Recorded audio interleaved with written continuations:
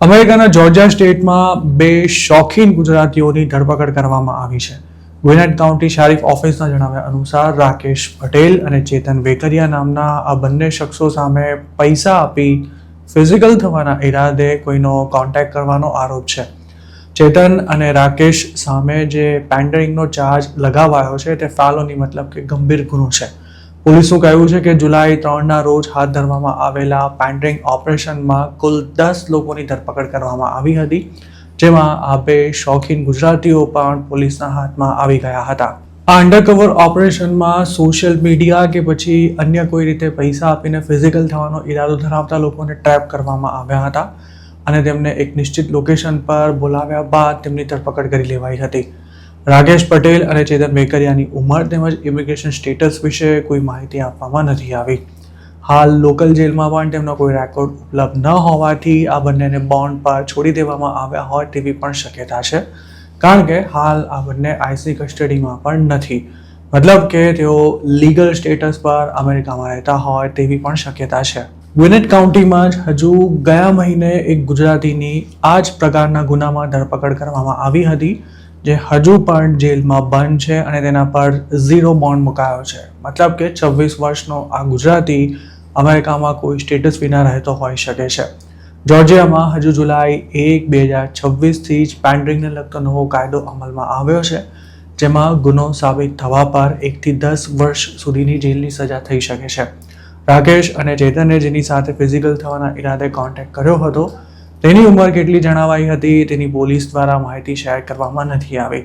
આવા કેસમાં જો આરોપીએ જેનો કોન્ટેક્ટ કર્યો હોય તેની ઉંમર 18 વર્ષથી ઓછી હોય તો મામલો ગંભીર બની જાય છે અને તેમાં 10 થી 13 વર્ષ સુધીની જેલની સજા થઈ શકે છે.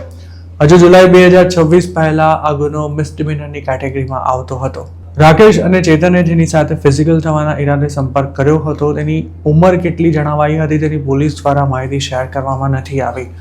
આવા કેસમાં જો આરોપીએ જેનો કોન્ટેક્ટ કર્યો હોય તેની ઉંમર 18 વર્ષથી ઓછી હોય તો મામલો ઘણો જ ગંભીર બની જાય છે અને તેમાં 10 થી 30 વર્ષ સુધીની જેલની સજા થઈ શકે છે.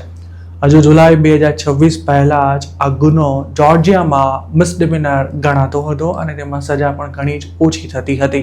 હજુ ગયા મહિનાના છેલ્લા વીકમાં જ બોસ્ટનના એક ગુજરાતીની FBI દ્વારા આ પ્રકારના મામલામાં ધરપકડ કરવામાં આવી હતી. ક્રિશ પટેલ નામનો આ શખ્સ $1000નો બોન્ડ ભરીને છૂટી ગયો હતો અને તેની સામે આવતા મહિના સુધીમાં હિયરિંગ શરૂ થાય તેવી શક્યતા છે. જોકે હાલ તો તેણે પોતાના પર લાગેલો ગુનો સ્વીકારવાનો પણ ઇનકાર કરી દીધો છે. જો આરોપી ગુનો સ્વીકાર કરે તો તેની સામેના ચાર્જીસ ડાઉનગ્રેડ કરી શકાય છે અને તેને જેલની સજા કરવાને બદલે પ્રોબેશન હેઠળ રાખવામાં પણ આવી શકે છે. જોકે ગુનો ગુનારો અનડોક્યુમેન્ટેડ ઇમિગ્રન્ટ હોય તો તેનું ડિપોર્ટેશન પાકું થઈ જાય છે અને તેને જેલમાંથી રિલીઝ પણ નથી કરાતો. આવા મોટાભાગના કેસમાં લોકલ પોલીસ કે પછી FBI દ્વારા જ અંડરકવર ઓપરેશન ચલાવવામાં આવતું હોય છે. મોટાભાગે સોશિયલ મીડિયા દ્વારા કે પછી અલગ અલગ વેબસાઇટ્સ પર સ્પેશિયલ સર્વિસની એડ્સ આપી લોકોને લલચાવવામાં આવે છે. અમેરિકાના મોટાભાગના સ્ટેટ્સમાં કોઈને પૈસા આપી તેની સાથે શરીર સુખ માણવું ગુનો છે, કારણ કે તેનાથી કોઈ જરૂરિયાતમંદનું શોષણ થવાનો પણ ડર રહે છે.